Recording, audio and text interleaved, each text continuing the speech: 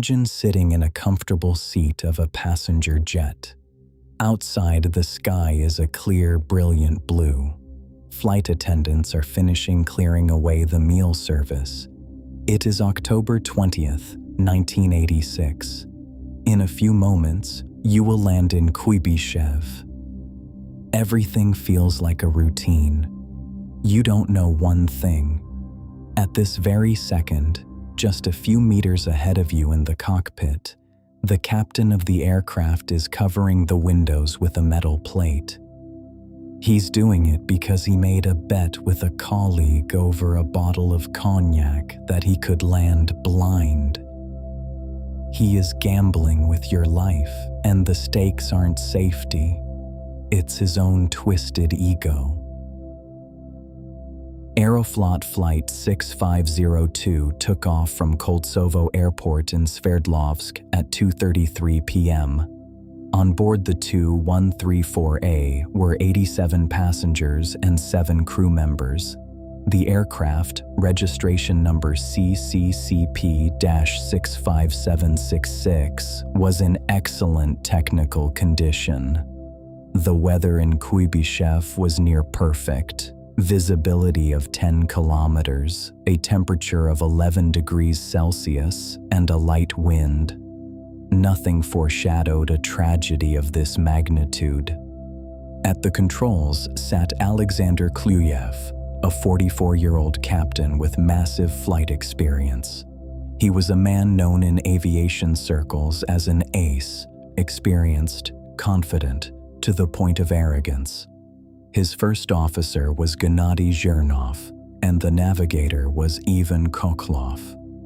It was between them, at cruising altitude, that a conversation took place that sealed the fate of 70 people. Klyuyev, known for his bravado, issued a challenge. "I bet I can land this jet on the runway without seeing it, using only the instruments." In aviation, there is a concept called a sterile cockpit, a time when the crew focuses purely on procedures.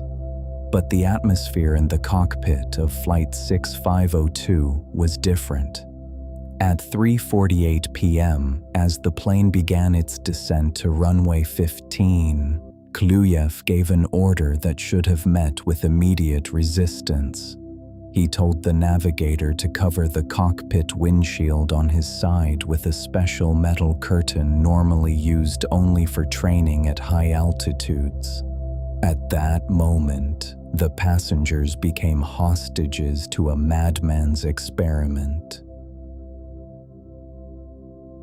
The Tu-134A is a demanding machine. It's not a modern Airbus that practically lands itself. It's a glass tube with rear-mounted engines that carries high speed into the landing and requires precise throttle management.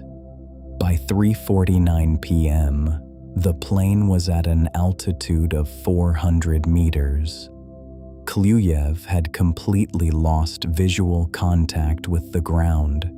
He saw only the indicators, the artificial horizon, the altimeter, and the speedometer. What was the rest of the crew doing? According to the black box recordings, the answer is nothing. First Officer Zhernov did not try to take the controls.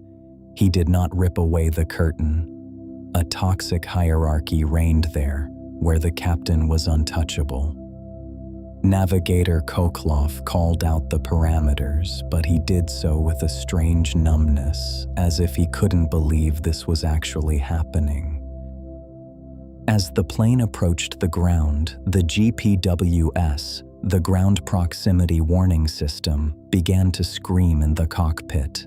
The computer-generated voice warned of an unsafe closure rate with the terrain. Klyuyev ignored it. He was in a trance. He wanted to prove he was a god of aviation, that his instinct was more reliable than his eyes. He even ignored instructions from the air traffic controller. who noticed the plane was on a dangerously steep glide path and suggested a correction. At an altitude of 65 meters, the plane passed what is known as the decision height. This is an absolute boundary. If you don't have eyes on the runway, you must abort and go around. Klyuyev didn't even flinch toward the throttles. He was measuring his blind time on a stopwatch. He was so overconfident, he didn't even have his hands in a position to recover the aircraft in case of an error. Just a second before impact, when the machine was only 5 meters above the concrete, the navigator finally shouted, seeing on the instruments that they were too low and too fast. Klyuyev likely felt the angle was catastrophic at the last moment, but it was too late. There was no time to react, no time to open his eyes, and no time to remove the curtain. 3:50 p.m. and 45 seconds.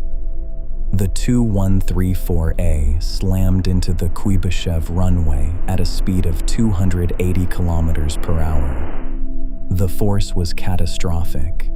The impact registered at 4.8 Gs, meaning every passenger suddenly felt 5 times their body weight crushing them into their seats. The landing gear was obliterated instantly, and the struts were driven upward into the wings, shredding the fuel tanks. The left wing broke off entirely, and the plane's momentum caused the fuselage to flip. The aircraft turned onto its back and slid down the runway and through the grass, upside down, for over 300 meters. Inside the cabin, it was a nightmare. People were thrown against the ceiling, which had now become the floor, and seats were ripped from their tracks. The plane finally came to a stop as a burning, overturned tube filled with toxic smoke. Captain Alexander Klyuyev survived the crash and escaped the wreckage almost immediately. First Officer Gennady Zhernov, however, acted differently. Despite his injuries, he dove into the smoke-filled passenger cabin. He pulled people from the flames, carrying them outside and returning over and over again until he could no longer breathe. Zhernov died on the way to the hospital because his lungs were irreversibly burned by the toxic fumes he inhaled while saving others. Rescue services arrived quickly, but the fire was too intense. Out of 94 people on board, 70 were killed. 63 died instantly. 7 more died in hospitals. The KGB and civil aviation investigators arrived, and the black boxes revealed the chilling truth. This wasn't a mechanical failure. During interrogation, Klyuyev was cold. He initially tried to lie about technical issues or wind, but the metal curtain on the window was the final nail in his coffin.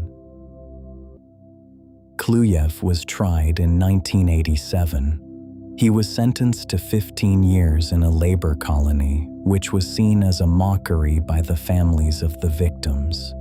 However, after the collapse of the Soviet Union in 1992, his sentence was reduced, and he was released after serving only 6 years.